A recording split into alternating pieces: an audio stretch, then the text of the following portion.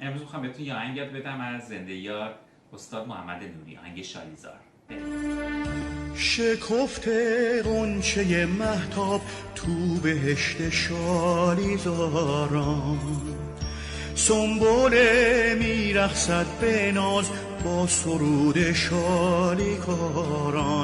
شالیزار سبز و بیدار پیرهن عروس پوشیده.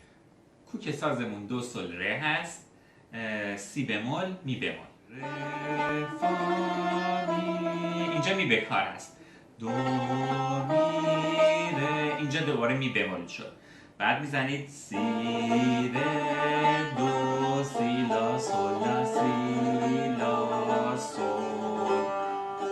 لا دو سی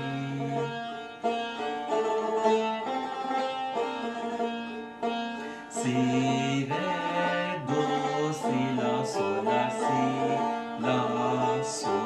حالا میرسیم به قسمت شعر آهنگ. میزنید ره فا می ره دو سی ره دو سی لا سل لا سی دو سی لا سل. تکرار.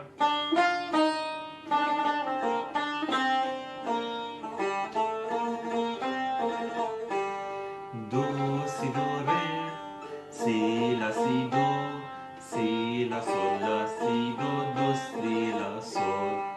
دو سی دو ره سی لا سی دو سی لا سل لا سی دو دو سی لا سل دو. حالا اینو پایین دسته جواب میدید. دو سی دو ره سی لا سی دو سی لا سل لا سی دو دو سی لا سل.